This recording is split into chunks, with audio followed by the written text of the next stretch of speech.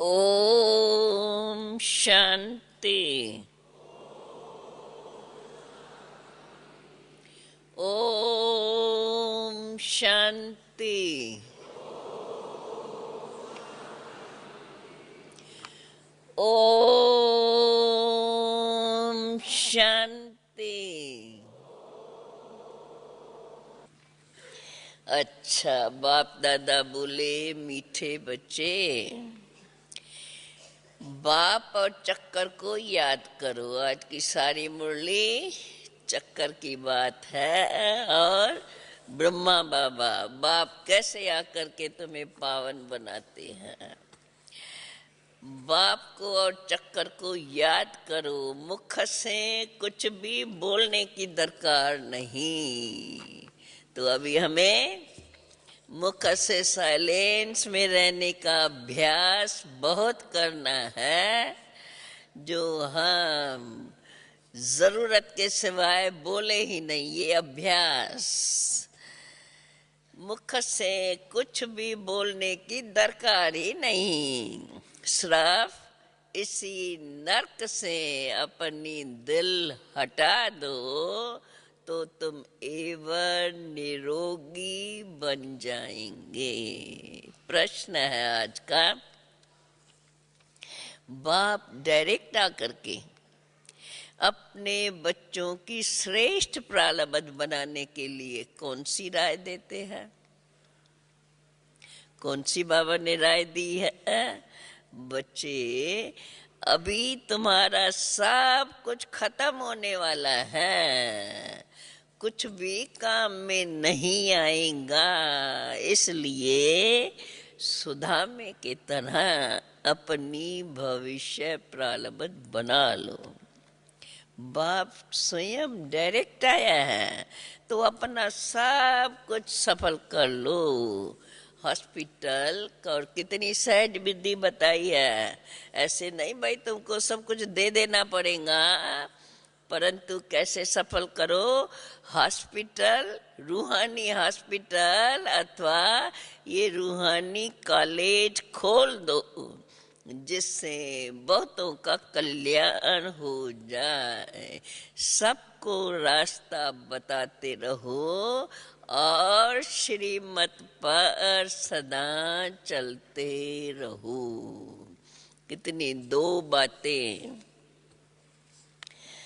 अच्छा, ओम शांति।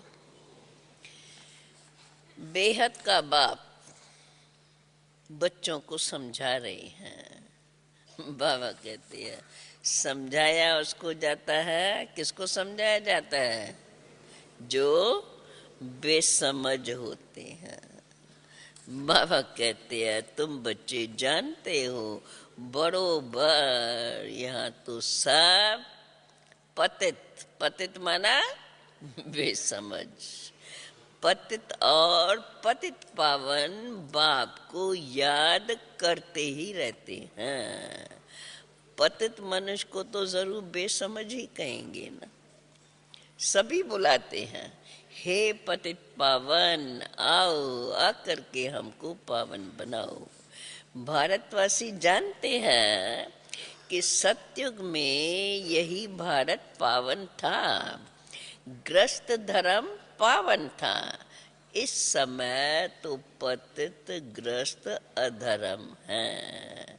धर्मात्मा पावन को, वास्तव में धर्मात्मा पावन को कहा जाता है। इस भारत में 5000 वर्ष पहले क्या था? जब लक्ष्मी नारायण का राज्य था तो उनको पावन राज कहा जाता था। नर और नारी दोनों पावन थे। बाप बैठ करके तुम्हें समझाते हैं, आधा कल्प से ये भक्ति मार्ग चला है। जप तप तीर्थ विरत नियम आदि करना, वेद अध्ययन करना, ये सब भक्ति मार्ग है। इससे बाप कहते हैं, मुझे कोई भी प्राप्त नहीं कर सकता। मुझे बाप को जानते ही नहीं है तो मुझे कैसे प्राप्त करेंगे। ये तो जप तपाद करना वास्तव में, क्योंकि इससे जो प्राप्ति चाहते हैं वो नहीं होती है। इसलिए बाबा कहते हैं ये तो सब waste of time, waste of energy करते हैं। द्वापर से लेकर ये भक्ति मार्ग शुरू होता है, फिर वाम मार्ग में जाते हैं।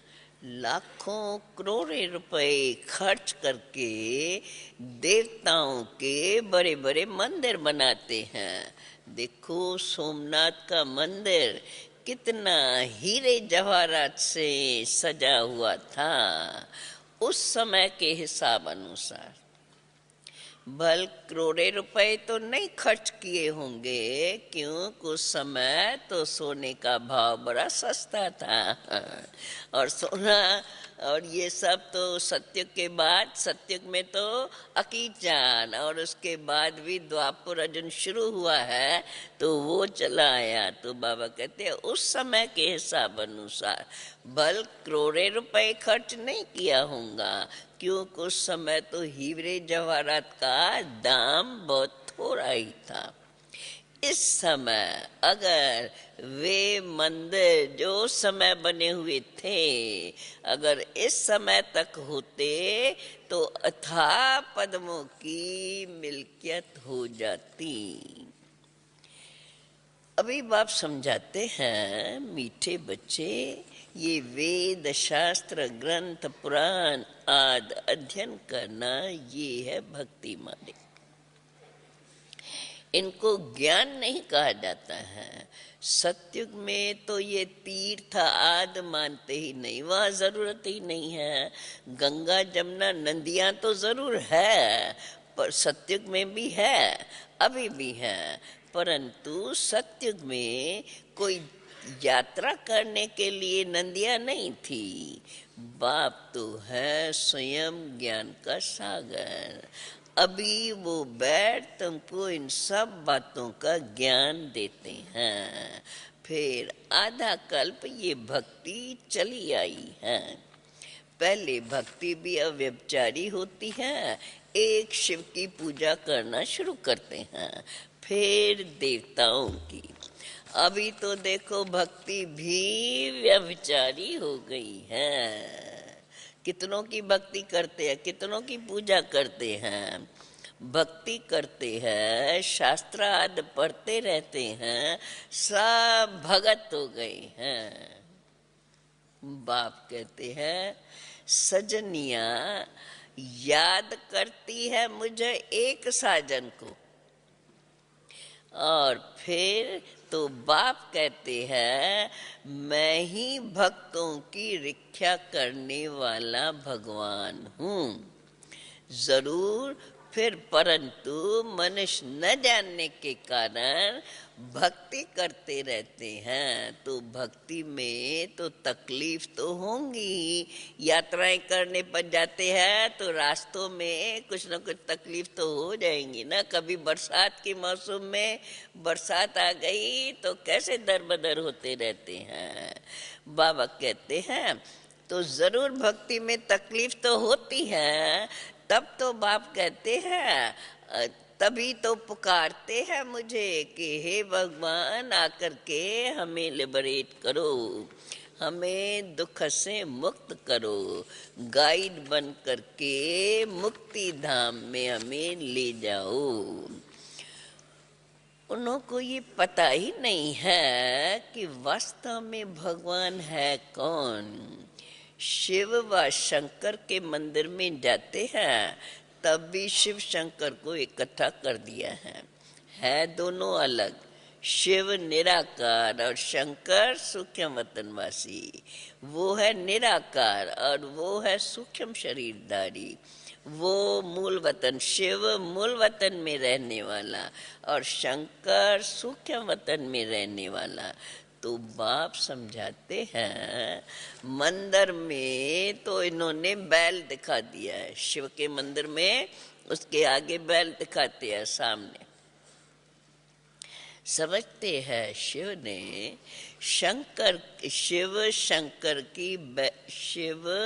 शंकर के बैल पर शिव शंकर माना उन्होंने मिला दिया है, तो समझते हैं शिव शंकर की ये बैल सवारी है, उसकी बैल पर सवारी थी। अब शिव के लिए फिर कहते हैं वो सर्वव्यापी है। ऐसे नहीं कहेंगे शिव शंकर सर्वव्यापी है। एक तरफ कहते हैं शिव शंकर को मिला दिया है, दूसरे तरफ बाबा कहते हैं ऐसे नहीं कहेंगे कि शिव शंकर सर्वव्यापी है, उसमें सिर्फ कहेंगे शिव सर्वव्यापी है। एक परमपिता परमात्मा निराकार को ही कहते हैं। अब बाप कहते हैं मैं निराकार तुमको पढ़ाऊं कैसे? मैं आकर के तुमको पढ़ाता हूँ, परंतु कैसे पढ़ाता हूँ मैं ही तुमको बताता हूँ। बैल, इन्होंने तो बैल दिखा दिया है। मंदिर में मेरे शिव के आगे बैल रखते हैं, परंतु बैल पर कोई सवारी थोड़ी ही होती है। बैल पर तो सामान लाते हैं। हमारी सवारी बैल पर क्यों दिखाई है? मैं तो साधारण तन में प्रवेश करके आता हूँ। इनके 84 जन्मों की कहानी मैं ही बैठ करके तुमको सुनाता हूँ। तुम भी ब्रह्मा मुख वंशावली आकर के बने हो।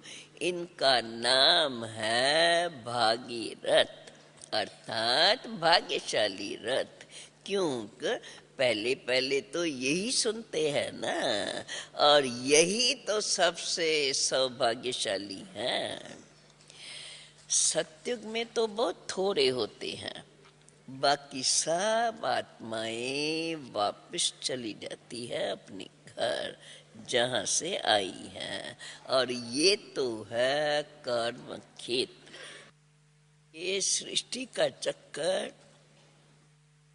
कर्म क्षेत्र पर ही फिरता रहता है। आधा कल्प ज्ञान सतयुग त्रेता, आधा कल्प भक्ति द्वापर कलयुग।